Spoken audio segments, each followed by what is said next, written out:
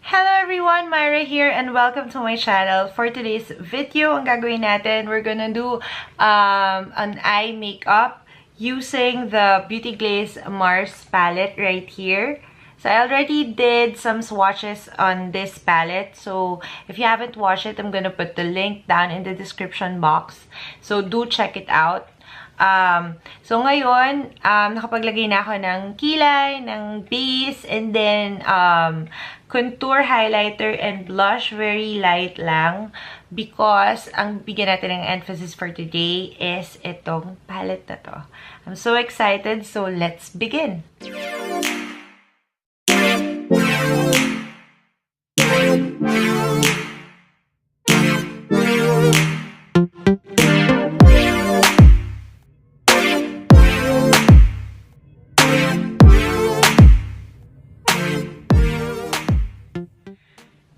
Okay, so wala akong nilagay na primer or concealer sa mata ko. So, gagamitin natin siya as is. And, okay, so for the first shade, I'm gonna use E06 E-Shader ng Anclutes brushes. By the way, yun ang gagamitin kong brushes for today.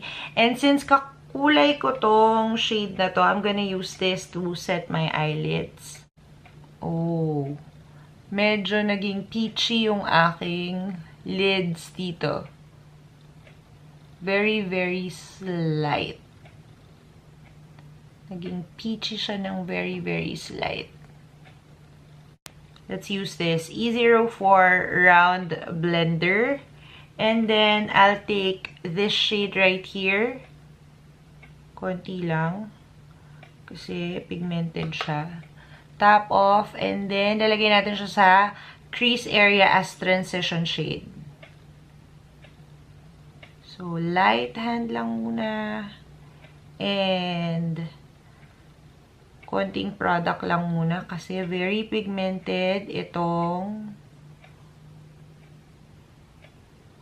eyeshadow na to.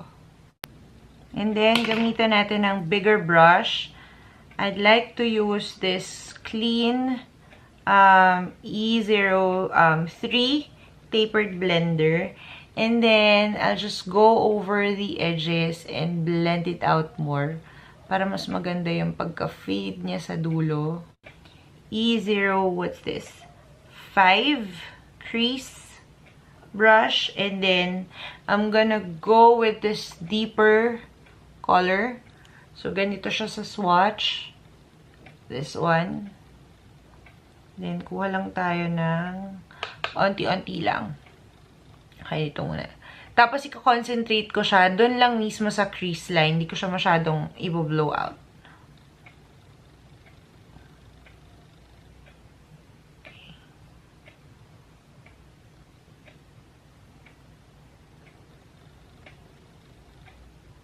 Okay, so ngayon pa lang sasabihin ko na sa inyo na itong shade na to, okay, medyo struggle siya sa pagdating sa blending. It's very pigmented. Yung tipong pag nilagay mo yung shade dun sa talukap mo, kakapit talaga siya. And ang hirap na niyang i-blend out. So, what I did was, pabalik-balik ako. Very light hand lang. Isang tap lang and then tap of the excess. Or what you can do is, pag tinap nyo dito, tapik-tapikin nyo dito para mas scatter yung pigment, and then tsaka nyo siya i-apply sa eyelids.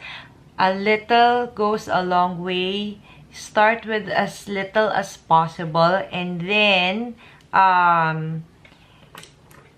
blend, use a clean blending brush, and then blend it out. Kung nahihirapan pa rin kayo with that one, ang ginawa ko kanina is, ina-alternate ko yung aking smaller blending brush with this shade. Paunti-unti lang. I try to build it up slowly kasi nung ditong side na to, medyo nahirapan akong i-blend out siya. So, ang ginawa ko, pabalik-balik with the brush that I used for the transition. Binabalikan ko tong transition color to help it blend out. Kasi kanina may harsh lines pa siya eh. Kung matatandaan nyo yung sinabi ko dun sa Swatches video, itong shade na to, naramdaman ko na kagad na medyo iba yung formula niya because it's a little bit drier than the other matte shade. So, kaya siguro ganun kasi iba yung formula niya. So, yun lang.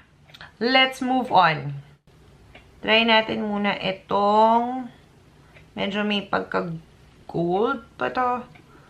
Okay. So, I'm just gonna use my fingers for this one.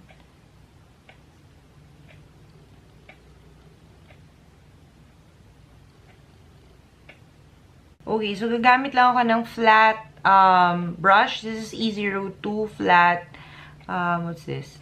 Flat blender. And then, I'll just go over the edges para ma-blend out yung edge nung shimmer shade. E09 pencil brush. And then, I'm gonna get this dark shade right here. Shimmer shade ito. And then, ilalagay ko siya dun sa outer corner. Just to give a little depth dun sa area na yun. Kasi walang dark shade dito. Lahat siya very bright and red. So, maglalagay lang tayo ng konting darkness or depth dun sa area na to. There.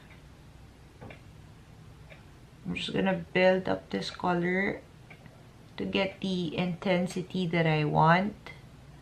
And then, I'm going to slightly bring it up hanggang dun lang sa my crease, but not so much.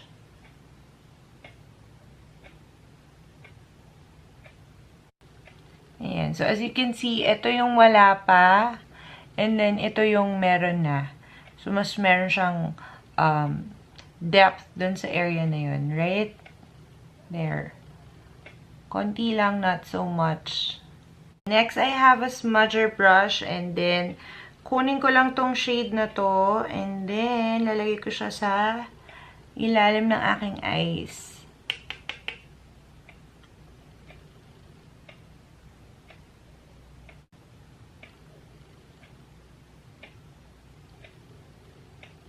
Tatapusin ko lang yung look with a liner and lashes, and then I will be back.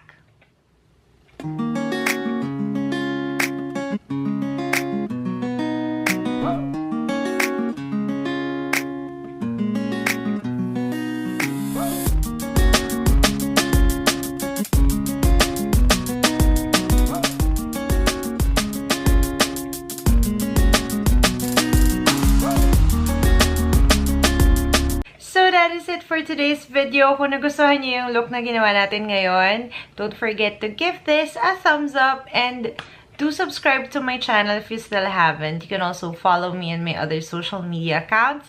I'm Myra on Facebook, Twitter, and Instagram. Thank you so much for watching, and I hope to see you again on my next video. Bye! Hey, no, no, no.